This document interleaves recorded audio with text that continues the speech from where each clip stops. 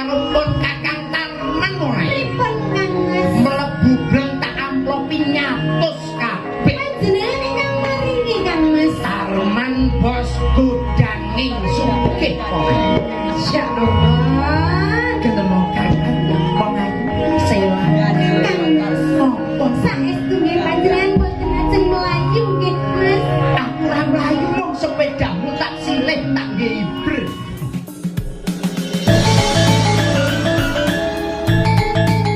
Depan Mas Gareng. Yo yo.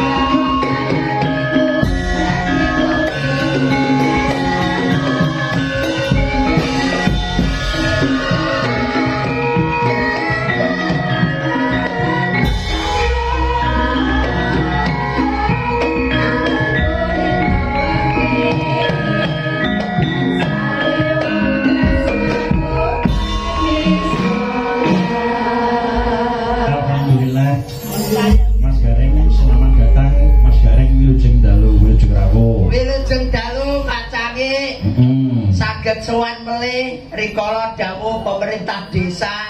Alhamdulillah ora uncat rong sasi aku ya dolan rene. Silaturahmi maneh lawan warga Desa Karangan. Nggih niki tempatipun tenggene Pak Jumiyun. Pak Jumiyun Ibu Paimi iki sasi iki. Nggih, suwang-suwing Mas Gareng, suwang-suwing aku sore mau promo suwang-suwing. Wonten apa melih? Iki sok bodo iki arep ditimbali nang gone iki lho Pak Karjan. Pak Karjan dalemipun sepundi? Lor ngene iki. Wah, alah. Wongipun to Mas, Pak Jumiyun niku nggih. Pak Jumiyun niku mboten rugi niku nimbali wayang. Iya to. Mboten rugi nimbali elektron wau dalu. Beliaunya sekeluarga pelestari budaya adiluhung. Oh, mboten namung wonten ngundang dagelan iki yo ngundang dagelan sing sugih sing kondang saka Pacitan. Alhamdulillah. Jenenge kula jenengan apal napa mboten? Yo apal. Sinten? Mas Gareng. Alah wudu. Kabul. Wudu. Ya sapa? Tarman. Ya, jenengmu kok ya padha karo wong jenengan ki mboten ngrungok-ngrungokne wong sugih wong sak Pacitan kok. Wong ora tenggene Ponorogo mawon paling-paling wong mas kawin lugo 2 gram. Sepeda motor sito. Umume rata-rata ngono kuwi. Duit 3 juta. Nek Pacitan. Alah 3 M. Wah. Gemen. 3 M Mas. 3 M. Miliar. Alah 3 M kene ngartine. Apa kuwi? M 3 nggih. Munggah mudhun mlayu. Ya, wah, niki nggih alhamdulillah saestu kanggo bilih menika saking beliau panjenenganipun Bapak Jumiyun sekalian Ibu Paini nemu wahyuning jodoh, wahyuning katentreman ingkang putrinipun Mbak Yuni Novitasari sing digayuh wahyuning katentreman. Pikantuk menika jejaka ingkang ganteng ingkang bagus saking Laladan Banyumas, Jawa Tengah. Mas Saful Sayap. Saful ora Saful. Saful Sayap. Aku kok yo wangel. Nggih, kalau penake jenenge kaya aku iki. sabul. Oh ya ya sabul sayat ning didongake Mas. Paribasane sing lagi viral ning nggone YouTube, viral ning nggone TikTok, viral ning nggone Facebook. Kuwi bebono sing wujude talining tresna, talining kekadangan, talining asmara, tumraping pinanganten putri ora sah neka warna. Ora sah neka warna. Ora sah kokean miliar, ora sah kokean dhuwur, sing penting niku wontenipun jenenge tali asih utawa cincin kawin. Cincin tali asih utawa cincin kawin. Cincin kawin apa nek? Teges oh ya nek ora ngono Mas kawin. Wong niku dileres Mas. Oh iya. Wong ki nyambut abote, wong nyambut niku abote niku yen mboten disenengi kali wong lanang, Mas. Wong lanang niku gampang, Mbak. Mbak manten Mbak Yuni. Wong lanang. Wong kene iki padha karo nggonku lho, Mas. Wong mahku ya bertaunan baru munggah gayaan wis teko nggonku. Iki padha wae upamane Mase sing saka Banyumas, iki bar kok ngalas ngendi kono ngono badukan dhuwur gayaan. Kesel teko omah dingekne wedang isik merengut. Dinggekne kopi isik merengut, diwenehi sego isik merengut. Cukup nyekel kuwi mau ular-ulare Pak Naim. Apa? Tangan tengen dijunjung dhuwur, tangan tengen dijunjung dhuwur, langsung jendike diunggahne. Mas kawin. Niku pon jari manis to? Jari manis. Jari manis. Oh, pamane ning tenggane Ponorogo, Mas. Dolan surup biasane ngopi mriko. Mulih gemruduk nesu. Dolan rono mancing mulih nesu. Ora sak kesuwen Mbak Yuni. Kudu kelingan sing ana jari manis iki mau ya. Nah, langsung Mas kawin. Napa melih sing sakniki lagi viral, Mas? Lagi viral jenenge wong lanang ki Mas yo. Yen ora metu karo bolone, yen ora metu karo kancane, ora sambung rapet karo lingkungane, jarine ngopine kesoren. Jarine utun, jarine kurang pengalaman. Mlebu bleng omah mesti dinesoni. Mesti padu. Mbak Yuni gampang. Nyekel tangane dijine didhuwurne. Sing kanggonan apa jari manis iki mau? Apa mau? Mas kawin. Ponto boten ngantos 2 bulan, Mas. Ora ngasih 2 sasi. Nyawang bengeni. Bolak-balik niku wah Mas nggih. Niki napa niku wong donya kena diarani donya tuwek.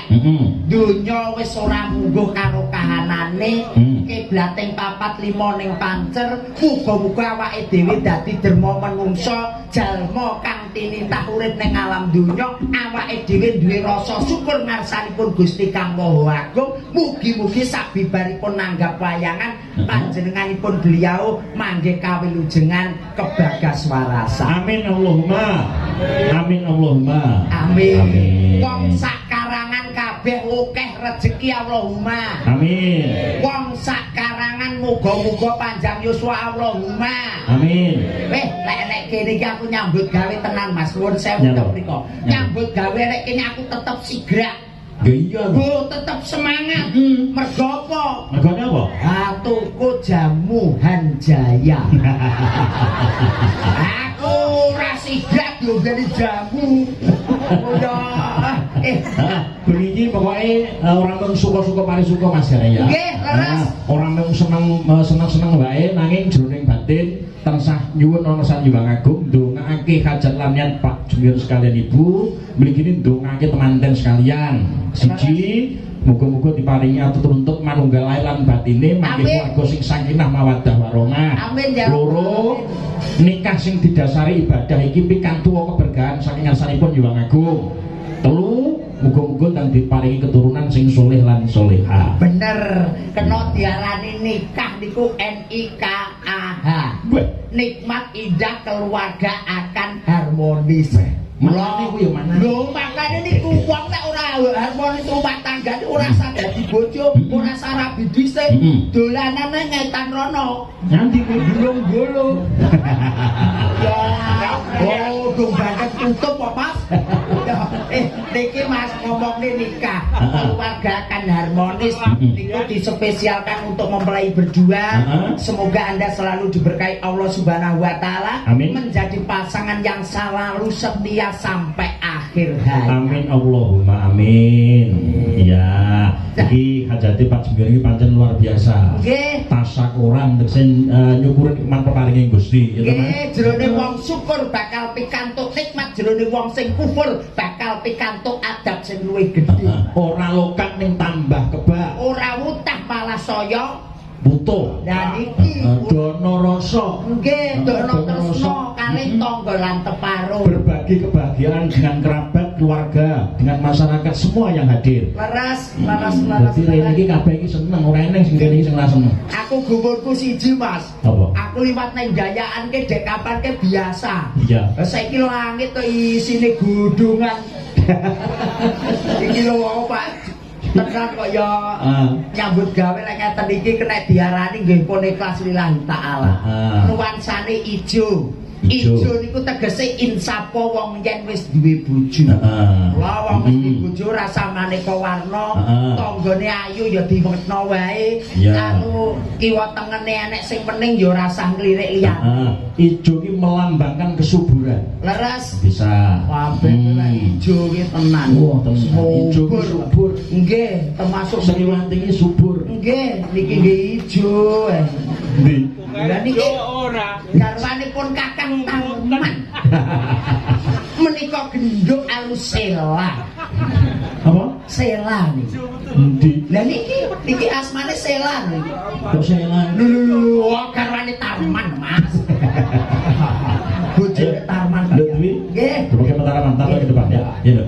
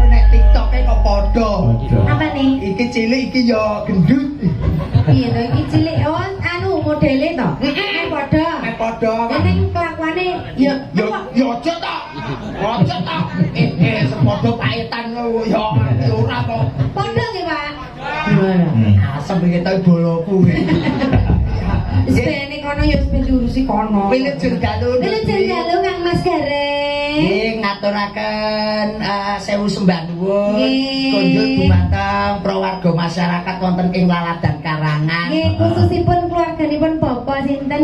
Pak Jemiyun Ibu Paini. Pak Jemiyun Ibu Paini. Awake dhewe nyambut gawe nang keluargane dhewe. Nggih. Dereke Mas Guritno. Nggih, leres. Wis ngerti urung piyaine, wis ngerti urung Ingkang piyaine. pundi, Pak Jemiyun nggih. Ibu Paini, piyaine grabyak semangat Nggih Pak Jumion. Wah, rawunge Lha becik. Pak, Pak jenengan Jumion. kenapa kok Halo, Pak. mendelik Alah. gitu, Pak? mriki lho caket pun Kakang Tarman. Ki nganggit apa lakone kok tarpan. Benjing mawon, Pak. Becik mawon kula didoi mengke. Sampeyan bisa ya. Pak Nggih, Junior. Pak Junior. Dipun sekejakaken Ya Allah. nggih. Mbok pilih ngersane lagu monggo Pak Junior. Ibu Paini disapa. Ibu Paini. Bu Paine kamu di Bu Paine ya Allah. Piyaine nggo grabyak semangat serawunge becik dulure akeh. Bu Paine niki to ya Allah. Bu Paine ya Allah. Bu Paine ya Allah. Ngawur to Reng. Bu Paine niki. Ya Kaya ngono Allah. roh apa ngene ya? Bu Paine. Tarman Aku yang apa? bungu dhewe. Ngoso le gareng. Bu Paine lenggaipun ten pundi Bu Paine ya Allah. Bu Paine. Bu Paine lenggaipun wonten pundi Bu? Bu Paine. Halo. Dereng niki saya teng Lebet. Oh ngeten. Nggih nggih. Sing jagonge tamu. Nggih. Nggih. Kowe tak semire abang mesti iki Bu Paine. Wah, jebul Mbak Yu Yendang. Nggih, menika pripun pripun? Doa terbaik buat mempelai berdua dulu. Doa terbaik. Nggih, mugi langgeng dunia akhirat. Amin. Amin. Inggal pikantuk momongan ingkang soleh-solehan. Amin. Rezekinipun lancar berkah barokah. Amin. Amin ya rabbal alamin. Dan hitungane duwe anak. Wong lek wis duwe keturunan, Nduk, paribasane kuncine urip ning alam donya. Nggih. Biasane lek metu jajan raga mule, nek lek duwe anak ki ora ketang sithik ya dijajakne. Nggih, leres Mas. Andani kaya Kenek nggo kucekan. Tembang ya, Nduk ya. Nggih, Mas. Minangkani dawuh sik, Nduk Dwi. Nggih. Saking panjenenganipun Bu Farida mau sing Dubai sing nyimak Oh, nggih. sesideman. Nggih, sami nggih wilujeng dalu dulur kula sing wonten Dubai. Mugi berkah barokah panjang yuswa. Pak Suwandi yang dari Kauman Randu Kauman hadir sak kanca. Rawuh, alhamdulillah barokah kula Pak Wandi. Pak Kateno sing sawang glonggong dalopo ya nusul. Alhamdulillah. Ya. Nggih, Pak Nggih. Kateno. Wilujeng dalu. Nggih sedaya kemawon ingkang rawuh teng mriki sugeng dalu Pak Bu. Nggih.